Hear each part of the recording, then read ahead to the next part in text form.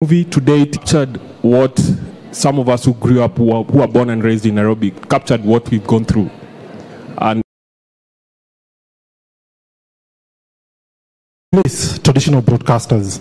So just to start with you, Paul, do you think VOD does it mean the death of other distribution channels like cinema and TV? Is it complementary or competitive? What's your take on that? That's a very good question to start with. I know there's lots in the public domain about video on demand will definitely take over from linear. That's been the general view. And I think, let me just start by telling you a little bit of a story, right? So, okay. Just to put into context what on demand is like and what it is before I answer the question. This is my typical morning. My daughter, who's 3 years old, comes running into my room at 6 a.m. I don't know how she knows it's 6 a.m., but she's up at 6 a.m. And she comes running, "Daddy, daddy, daddy, daddy." And I'm like, okay, I know what's happening. And she just says, "Phone, I want the phone."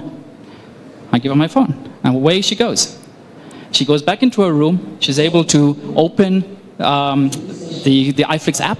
She can scroll down, opens the kids section, and she watches Peppa Pig. When I come home in the evening, at 5:30, 6 o'clock, running towards me, "Daddy, daddy, daddy." I'm like, I'm going to get a nice big hug. Phone. All she wants is my phone. So she is the future of our entertainment consumers.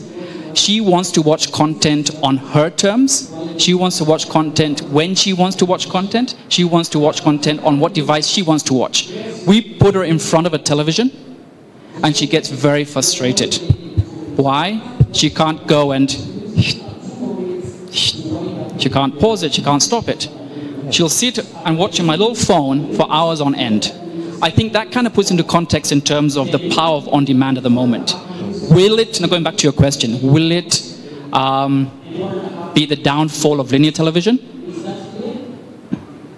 I don't think so. Not in totality. Let me say why. There's always going to be key features that you want to watch in real time. Okay. You want to watch news in real time. You want to watch sports in real time. No one's going to go and watch a game, right, a day later than when it actually aired. So there still is a place for linear television. However, the growth on the on-demand platforms is growing at an astronomical rate. Okay. We are seeing declines in traditional viewing. The population of Kenya, for example, 60% of the population of Kenya is under 25 years of age. Okay. These guys have a different culture. They don't watch linear television. They want to watch on their phones. So I don't think we're definitely going to, I think we're complementary more now than direct, competitor to it. Competition. Okay. Sorry, just one more thing. We also have linear channels on our platform. And initially that wasn't one of our go-to-market strategies. But we found that there still is a need and a hunger for linear television channels. The difference is, can I watch it where I am now? I don't have to go through the traditional means. Oh, okay. I'd like to move the conversation to Mr. Robert, but now more from, you sit in a very unique position where you represent the broadcasting station, that's the traditional, but also you're dealing with the digital arm of it. So from a consumer perspective, just maybe from your analytics and backend, are consumers cutting back from traditional TV services, or are they mutually exclusive or complementary but now from a consumer perspective? Thank you very much, Seth. I think when you look at VOD, it's a reality, and consumers are likely to move there because it offers several advantages. And from what we have noticed ourselves is we haven't really noticed a huge dip. Yes, there could be a dip in linear TV, but it's not significant to say that it has revolutionized the industry at the moment. So we think that in the short to medium term, that linear TV will still have a place, a very strong place. Okay. However, from a consumer perspective, we know that consumers will continue to consume more and more of video services. I can see that from myself in my own house. When I installed Wi-Fi, the consumption habits of linear TV completely changed almost within a short time. And you can see the impact that has. And so from a consumer's perspective, yes, it has an influence, but also we've got to look at it also from an advertiser's perspective, because advertisers are still looking for opportunities to speak to consumers. And so linear TV will continue to play a role because of the cost it offers advertisers to reach the market. And so in my opinion, it's still here to stay for a while, but we must prepare for the future. Oh, okay. Yes? Just on the question on whether VOD will replace TV, I concur with both speakers. The one thing you have to understand is that social media has created us to want to watch something as and when we want to watch it, as and when something is happening. And that is driving the decline in scheduled content, which is what broadcasting is all about. Rightfully, it's very hard to predict into the future whether it will totally do away with broadcasting. But as Paul said, live TV, live news, that still dominates that. And for now, what's happening is that it's complementary to what is happening on live TV. So you have platforms like what you said, they have live news, DSTV now, you have live sport, you can watch on the go, you can watch on the mobile. But what's happening with all these services is that it's a constant pool of attention. So yes, people might want to watch TV, people might want to watch Showmax, or whether it's iFlix, but they also want to be on Instagram. There is an influencer there who's posted a very interesting vlog, whether it's an hour or half an hour. And we know that all the young people here are following multiple influencers. So that's also pulling the eyeballs. So as social media is growing, as other platforms are also growing, these are also competing with video on demand as well, not just broadcasting, the traditional broadcasting. Yeah. Okay, just based on the answers, I just want to do a very quick poll here. How many of us think that VOD will replace traditional broadcasting? Just raise your hand. Will replace traditional broadcasting. How many of us do not think VOD will complement traditional? So the free-to-airs will be here to stay, and the pay TVs. Wow, very interesting, very interesting. Mr. Michael, based on just what we've said and from the audience, what the audience is saying, but I don't know what you think about the question that I asked. Yeah, actually, briefly, I agree with what has been said before. I'll just add that I see video on demand also as an opportunity for traditional broadcasters, because for example, we have so many screens in our lives, and those screens have their moments in our daily life. There's a reason why Paul's daughter would want to immediately get on a screen that she can just flick and watch something interesting. But I'm a parent, I also find that there's a time I want also to sit with family and maybe watch some live event that is happening of national importance, and that can only be offered by traditional broadcasting. And as a traditional broadcaster, I also want to make sure that the person who missed the event will also be able to watch it later. Yeah. And therefore, I partner with the traditional, either I have my own VOD platform or I partner with a VOD provider to make sure that my content is also available for someone who wants to reference it in future, even if it's not live content. So I see it in that way, I see it as a complement. Okay. So now we'll move to the next question, where we want to bring it more now to Kenya. And with the VOD market, there are very many stakeholders. There's a role that the government should play. There's a role that telecommunication companies and ISPs are playing. There's a role that broadcasters are playing. There's a role that digital platforms and websites are playing. There's a role that content producers are playing. So I'll start with you, Mr. Michael, because you're involved in government affairs. So is there anything in particular, especially within the Kenyan context, that we need to do to make the VOD market thrive? Probably from a policy and government perspective, then I'll let the rest of the panelists answer, but I don't know what you think. Yes, I see three challenges which the government can be a great partner in helping to resolve. The first one is in access, the second one is in education, and the final one is in content. On access, it is for government to invest or incentivize investments in broadband so that as many people as possible are able to access broadband either for consumption or for creating content on demand. Also to make it cheaper for people to access VOD. Right, okay. Cheaper, affordable. So a lot of work has been done, to be fair, by the government. But of course, the demand keeps growing, and still more can be done. Okay. If the government can't invest itself, and it can ensure, a very fair and attractive policy environment for investment by other players.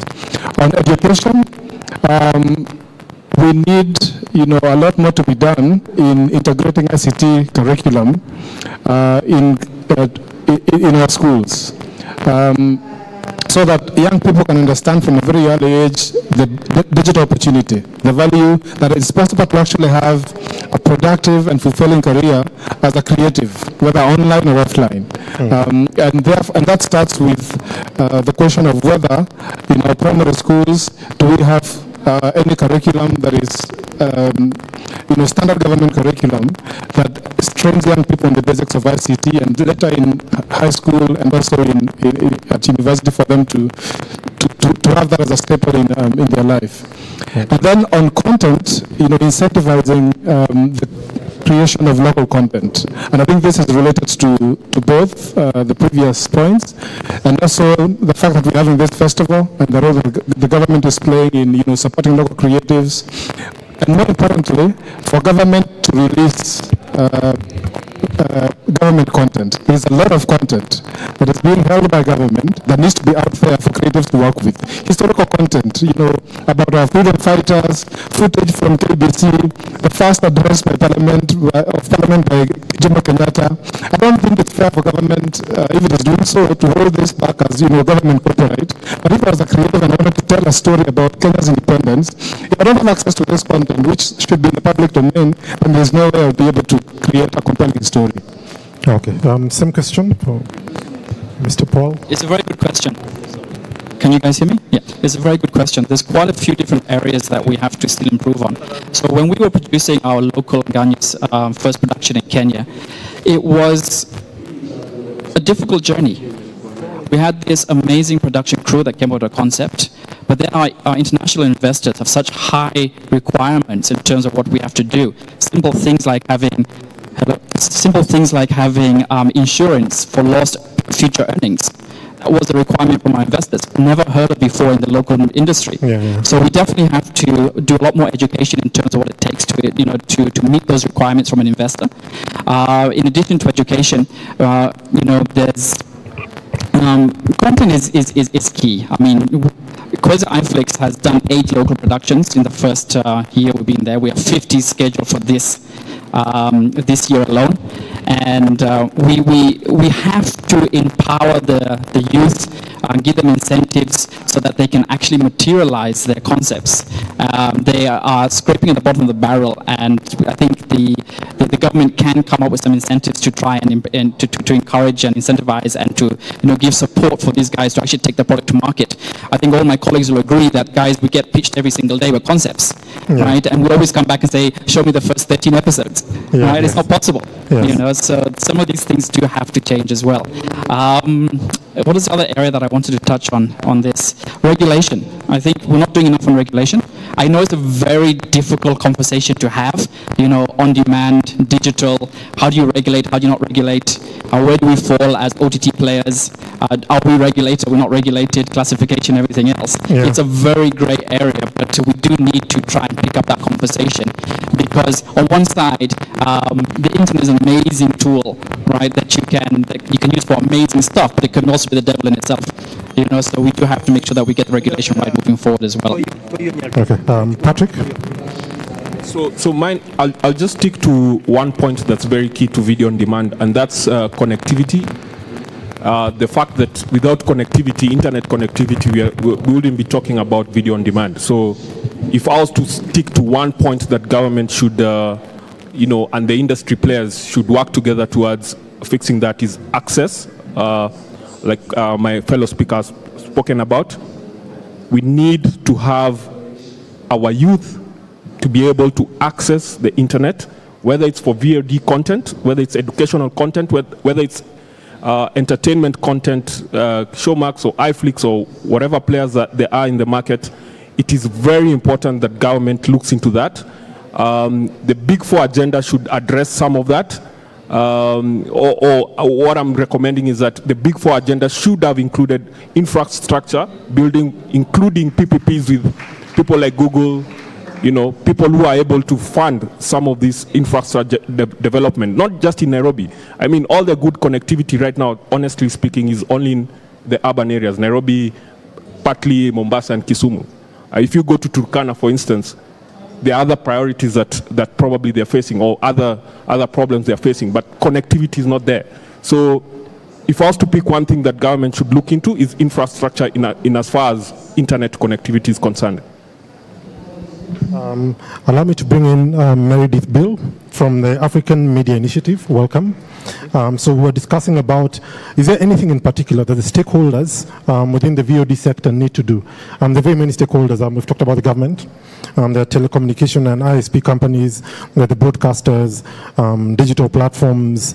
We'll talk about the content producers a bit later, but just looking at those different stakeholders who determine the success or failure of the VOD market. What are your thoughts on that?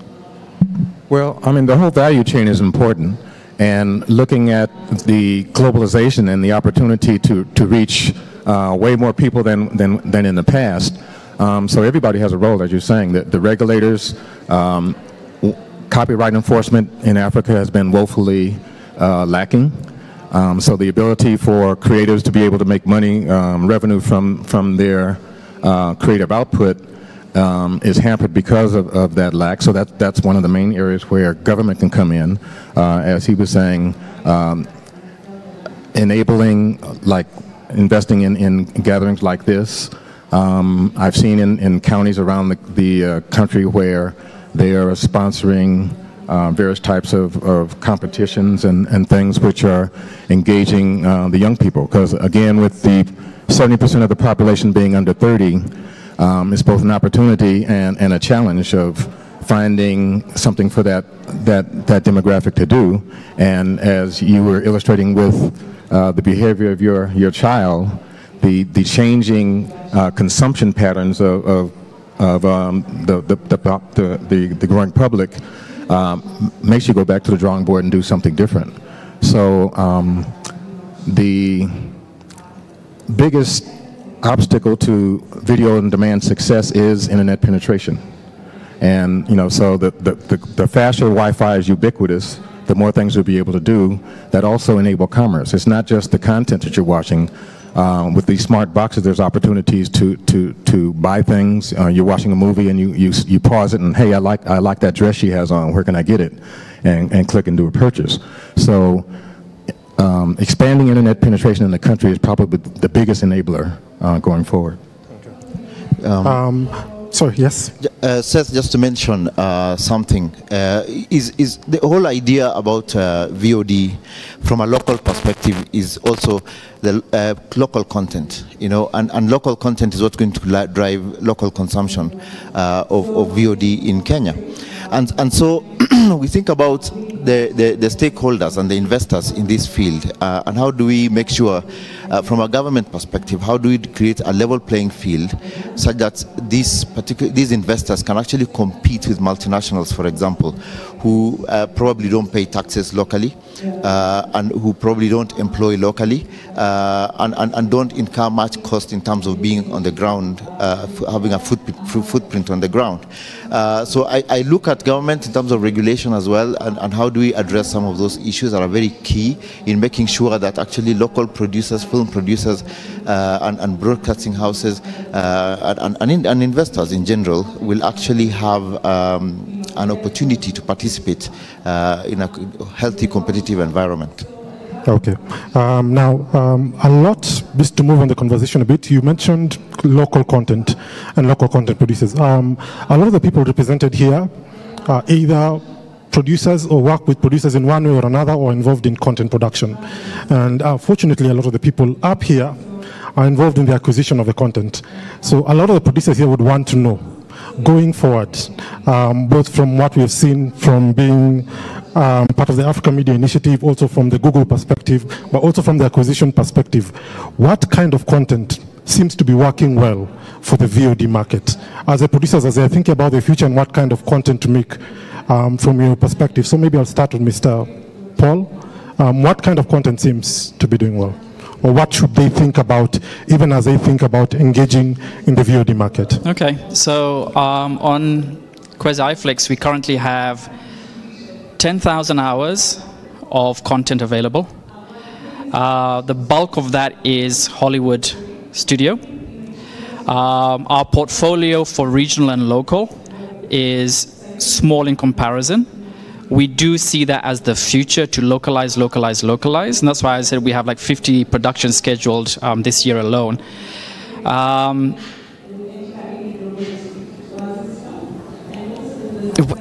Just recap the question. What would you advise the local content producers? How do they take advantage of this VOD market? Where do the opportunities lie? Oh, for sure. I mean, guys, listen, content is king.